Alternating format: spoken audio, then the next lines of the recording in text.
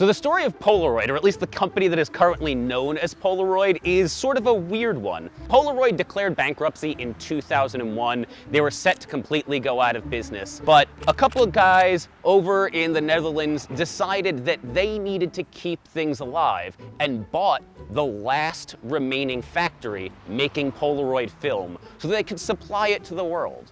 Eventually, that company, then known as the Impossible Project, bought the rights to the name Polaroid and rebranded as Polaroid Originals. And then in 2020, they rebranded yet again to just Polaroid. At some point, they started building actual cameras too, but all of them have been pretty simple, consumer-focused point-and-shoot affairs. There's been nothing truly high-end. That is, until now. The Polaroid I-2 is the company's first attempt at building a photography enthusiast's Polaroid camera, the sort of thing that probably hasn't existed since the 1980s. It is also, however, priced like a high-end camera. While the current most expensive model in the Polaroid lineup, the Polaroid Now Plus, costs $150, the I-2 is going to retail for $599.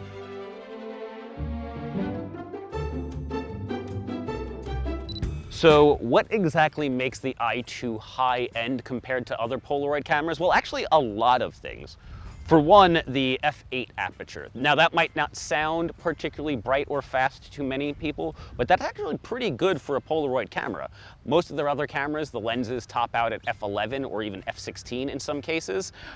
You'd have to go back, I think, to the 80s to find something with an f8 lens in a Polaroid, and you'd have to go back to the 60s or 70s to find anything larger than that. The fastest shutter speed is 1/250th of a second, which is a little bit of a problem, but it is still quite a bit faster than the other cameras in the lineup currently. The Polaroid Now Plus tops out at just 1/200th of a second. So there are a lot of upgrades there. The lens itself was actually built in collaboration with a couple of engineers that Polaroid pulled out of retirement who used to work at Olympus.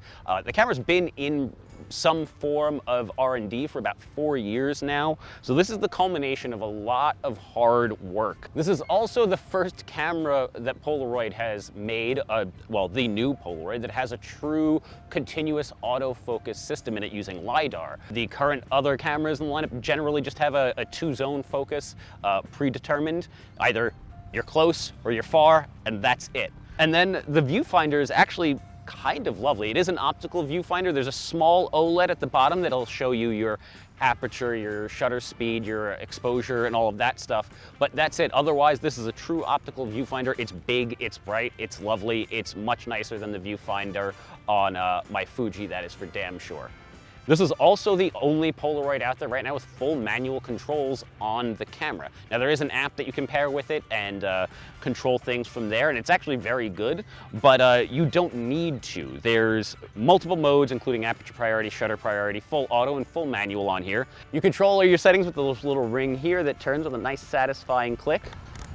And then you can see all of your settings on this small screen here. If you're in auto or aperture priority or shutter priority, there's also an exposure compensation dial right here that goes from -2 stops to +2 stops. There are a couple of other niceties here too that, you know, serious photographers, if they want to use a Polaroid, might appreciate. There is a tripod mount. There is support for an external flash if you want to sync that. And this is the only Polaroid currently that will accept third-party lens filters. You can just go to B&H, buy a 49mm ND filter, slap it on here, and go about your day. Now, we should talk about this lens a little bit more, though. Now, it is made of acrylic and polycarbonate, not glass. And when I asked Polaroid why, they said basically, without making the camera that much more expensive, there was a negligible difference in the quality between glass and acrylic. I kind of have to take their word for it. I don't have access to a fabrication plant to test my own lenses side by side. This is also a 98mm f8 lens. Now, that might not sound super fast, and it might sound like it should be super tight, but this isn't a 35mm camera, remember. And again, I kind of have to take Polaroid a little bit at their word here. They say that it's basically the equivalent of a 50mm lens at f2.8 if you're looking at like a 35mm equivalent.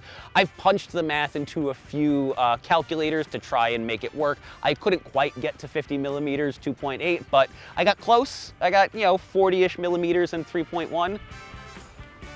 So do with that what you will. So like other I-type cameras though, the I-2 does have a built-in lithium-ion battery, rechargeable.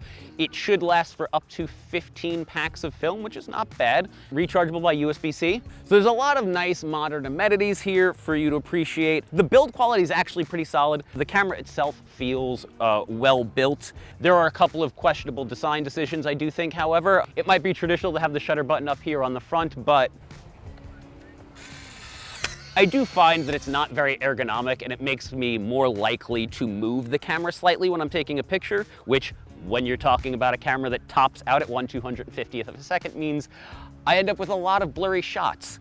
While the screen for viewing the settings is nice, it is a little bit dim. It can be hard to see outdoors in even an overcast day. I have run into a small issue with jammed film on one particular pack. Maybe this is an isolated incident, but at one of my first 3 packs, I had multiple jammed photos, so that's a little bit concerning. So I've had this for a couple of weeks. I've shot a couple of packs of film, and that 1/250th of a second shutter speed was proving to be something of an issue, it seemed to me. Most of my early test shots kept coming out overexposed, no matter what I did. Even if I set it to full auto and set the exposure compensation to -1, I ended up with a couple of blown out shots. And I was ready to come here and talk on this video about how you need to underexpose everything and maybe invest in an ND filter. And then we shot more photos today as part of this video, and they all came out kind of underexposed. And that is probably down to the fact that I used a different film stock today. I used the SX70 during our shooting today, where I had used the I-type, which is 640 ASA. What I used today was 160 ASA. So that could account for some of the inconsistencies. And so yeah, I have had a little bit of a tough time dialing in a proper exposure with the I-2. And that's worth noting because it is a $600 camera, and film for this thing is not cheap, especially if you have to experiment to find your way around. A pack of the SX70 costs you $20 for 8 shots. The 600 or I-type, I believe, is $17 a pack for 8 shots. Which begs the question, who is this camera for? $599 is a big ask, and I think the answer is only the most enthusiastic of Polaroid fanatics. Most of the rest of us, if we wanted a Polaroid camera, we'd be better served with the $150 Now Plus. If you want the absolute best Polaroid camera you can get, and money is no object, then yes, the I-2 is it.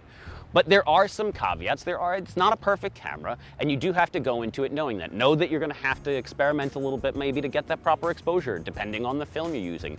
Know that there are some questionable ergonomic decisions here. But it also does have a great viewfinder, the app is lovely, and there is no better lens on a current Polaroid camera. So do with that information what you will. Thanks for watching, and for more of the latest tech news, reviews, and whatever kind of wonderful nonsense you want from us, stay tuned to Engadget.